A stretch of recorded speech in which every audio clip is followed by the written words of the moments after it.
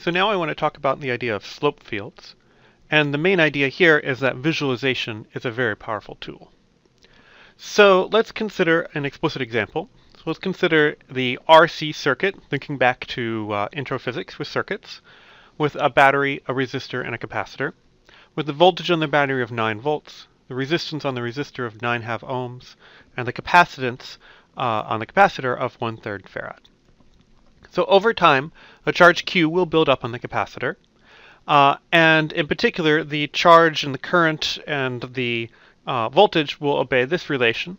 Or if you rewrite it in terms of current is equal to dq dt, you find a differential equation for the charge Q, which looks like this. So the main question we're interested in is, what does the behavior look like over time? So we could solve this differential equation to try and find some general solutions. But there is another technique that we want to use, which will be very useful in many other contexts. So let's first start by asking the question, what is the rate of change of the charge Q at, say, Q equal to 0 when there's no charge? Well, clearly, plugging into our equation, we find that the rate of change, dq dt, is equal to 2 when Q is equal to 0. And that's true actually for any time t.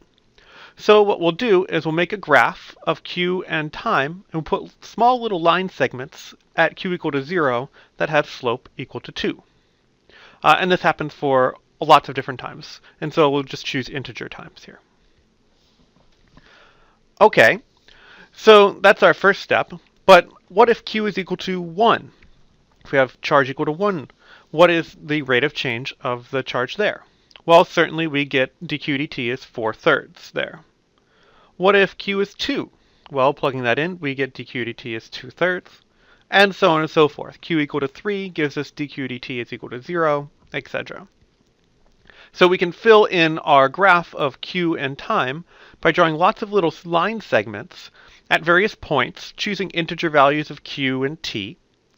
And what we get is we get a slope field for what solutions might look like. And in particular, this represents a family of solutions, not any one given solution, but all possible solutions to the differential equation. So to take the next step and interpret this and what this means, let's ask, what happens if you initially started with Q equal to 3? So Q at time 0 is equal to 3. Well, so that's this solution here.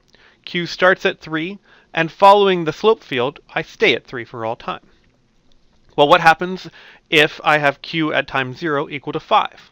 Well, I'll start at 5 and follow the slope field, and I find that my charge decays.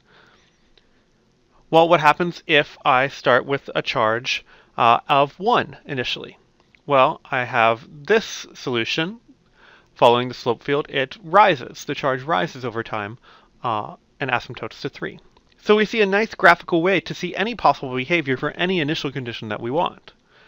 In particular, we see them all asymptoting to 3. Let's consider another example.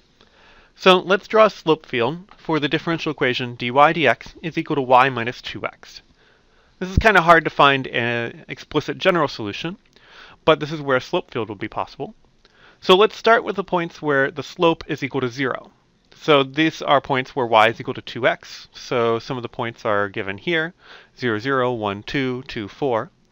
And again, let's draw little line segments with 0 slope at those points, as shown here. Note that this is just some segments on our slope chart. Y is equal to 2x is not a solution to our differential equation. In fact, that's just where the slope of dy dx is 0. Next, to build up the rest of our slope diagram, we'll just start choosing some integers for y and x and plotting the slopes to get a sense of what the slope field should look like. So if you look at 1, 3, you get dy dx is 1. If you go look at the points 2, 5, you get dy dx also equal to 1. At 1, 4, you get dy dx is equal to 2, so on and so forth, etc., etc. This can be a bit tedious, but it's doable. And actually, this is where computers will come in handy in a bit. Okay, so we get something like this for our slope chart. And one thing we notice immediately is that there is a line, namely y is equal to 2x plus 2, which is a special line. Points on this line stay on this line. So if I draw a line, this line y equal to 2x plus 2, it follows the slope lines like so. If I'm a little bit below this line initially, then I curve down.